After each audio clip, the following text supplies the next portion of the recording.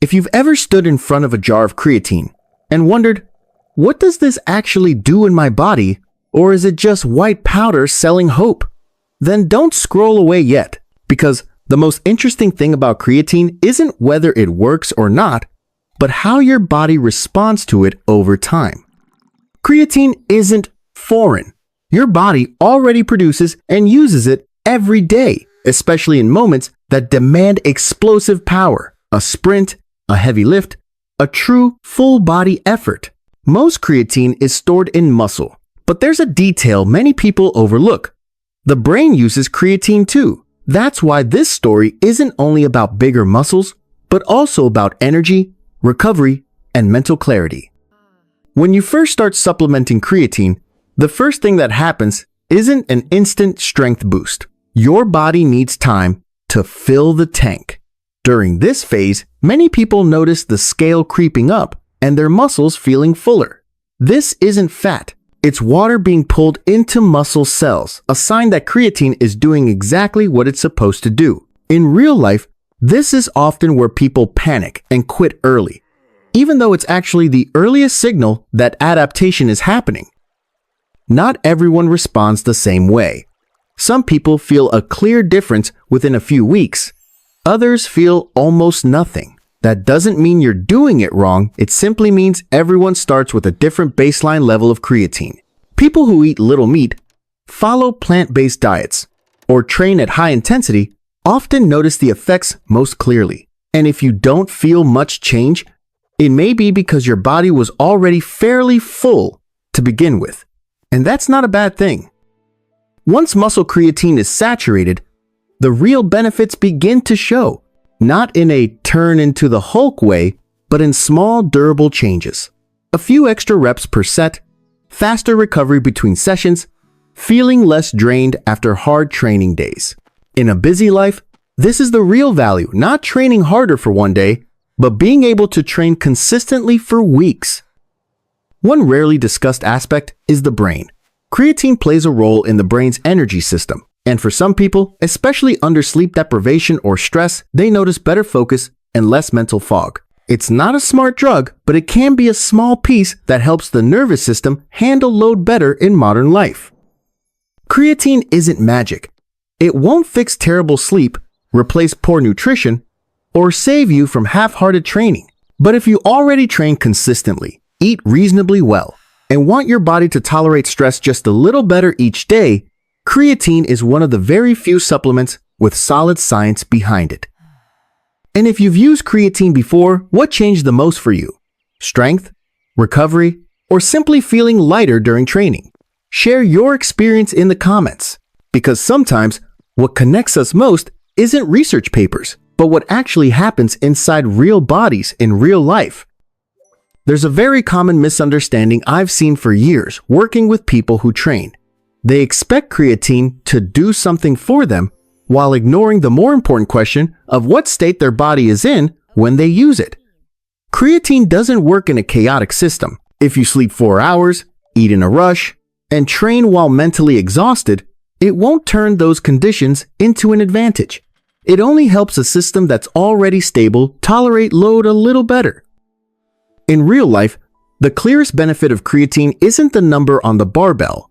It's the feeling that I don't fall apart as quickly as I used to. You finish a workout without collapsing. The next day, you can still get yourself moving. For people with jobs, families, and mental pressure, this is the real key.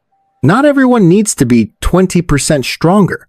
Many people just need to stop feeling completely drained by the end of each week.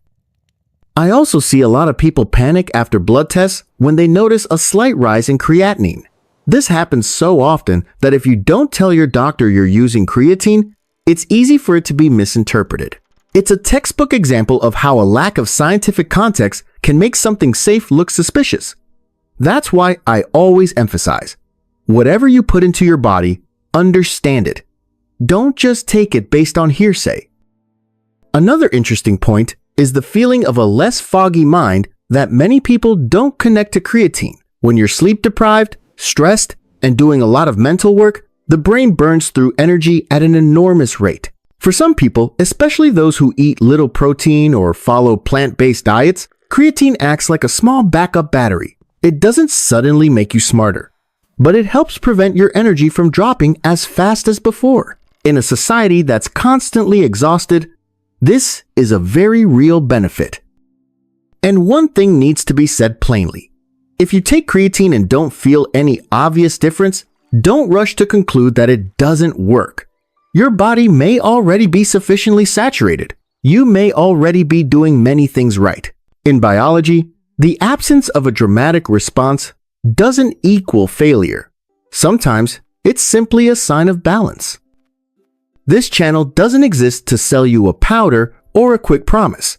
It exists to help you read your body a little better each day. If content like this helps you feel calmer, less driven by trends, and more intentional about training, then subscribing is simply a way for us to keep this conversation going over the long term. No rush. No need to believe everything immediately. Just stay, observe, and learn to listen to your body together. There's one very important thing many people only realize after using creatine for a while. It doesn't make you stronger in a loud, dramatic way. It makes you more resilient in a very quiet one. And it's exactly that quietness that causes many people to misjudge it. In the first few weeks, your body is reorganizing how it stores energy. Muscles hold more water, feeling fuller and heavier. Some people see the scale go up slightly and panic, thinking they're gaining fat.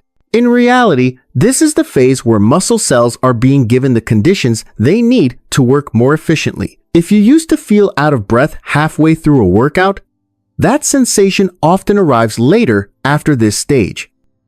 The most noticeable change isn't the weight on the bar, but your ability to tolerate repeated training sessions. You're doing the same exercises on the same schedule, but your energy crashes less often. The next day, your body no longer feels completely broken. And for people with jobs, families, and mental stress, this is what really matters. Not everyone needs to get significantly stronger. Many people just need to stop getting exhausted so quickly. One interesting detail that often goes unnoticed is the mind. When the body has a bit more energy reserve, the brain is less strained on days of poor sleep or high pressure.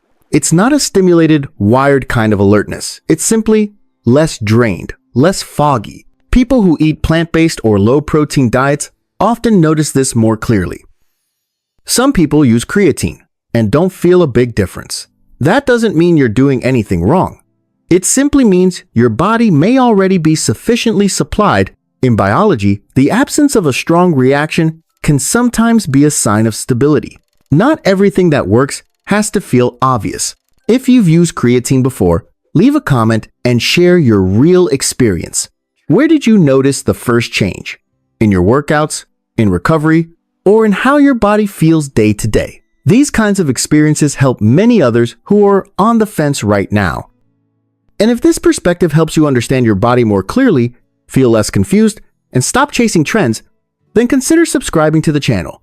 Here, we don't sell quick promises. We talk about how to help the body endure the long rhythm of life. And conversations like this only matter if you stay with the channel long enough to have them. One quiet change is the way you approach training psychologically. When the body resists less, you no longer walk into workouts feeling like you have to force yourself through them. You begin training in a more neutral state, not overly hyped, but not hesitant either. This may sound small, but over the long term, it determines whether a habit survives. Many people quit training not because they're weak, but because every session feels like a battle. Creatine, indirectly, makes that battle less tense. Another aspect is performance stability. You don't train at your best every day, but the bad days don't drop as low as they used to. You experience fewer of those moments where one day feels great and the next feels inexplicably awful. In physiology, narrowing the range of fluctuation matters more than raising the absolute peak. Creatine plays a clear role here, especially for people who train consistently but don't have ideal sleep or schedules. Some people also notice they overreach less without realizing it. Before, they might push too hard without noticing because the nervous system would burn out before the body sent clear fatigue signals. When the energy system is more supported, fatigue signals become clearer and better timed. It sounds paradoxical, but this actually helps people regulate intensity more accurately instead of crashing and needing long breaks.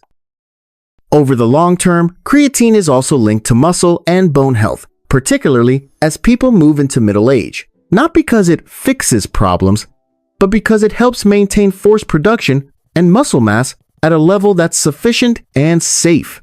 When muscle loss slows, everything else from joints and posture to everyday movement becomes easier to manage. This is a value younger people rarely think about, but older adults recognize very clearly. And finally, there's a very practical lesson creatine teaches: expectation management. If you're looking for a strong, dramatic effect, you'll likely be disappointed. If you accept small, steady changes that accumulate over time, you'll see it fits its role perfectly. Not every effective tool produces a noticeable sensation. Some of the best tools are only recognized when you look back and realize you're simply not as depleted as you used to be. These layers aren't loud or flashy, but they're why creatine has remained a cornerstone of sports science for decades. And if you're patient enough to notice them, creatine stops being white powder and becomes a small part of a system that's functioning better overall. And to close this video, I want to keep everything where it belongs. Creatine isn't something you feel every day, and it isn't a tool for short-term motivation. Its real value only becomes clear when you look back after a few months of training and notice something very specific. You're still here, still training consistently, still recovering, and your body no longer overreacts to the same level of stress the way it used to. For me, that has always been the most reliable measure. From a professional standpoint, creatine does one thing well. It supports the energy system so it can function more efficiently during repeated bouts of effort. It doesn't replace sleep, it doesn't fix poor nutrition, and it doesn't rescue bad training habits. But when the foundation is reasonably solid, it helps reduce fatigue swings and keep performance more stable. And that's what determines whether training can be sustained long term. If you're in a stage of life with heavy responsibilities, constant pressure, and limited ability to optimize everything perfectly, then having your body tolerate that rhythm a little better already has real value. Not to be stronger than others, but to avoid being worn down over time. I don't expect you to believe everything after one video. I only hope that when you finish watching, you understand a bit more clearly why your body responds the way it does, and how to set your expectations in the right place.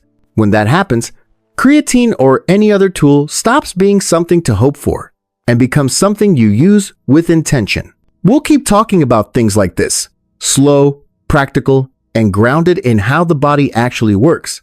And if you've stayed until this point, then we're probably moving at the same pace.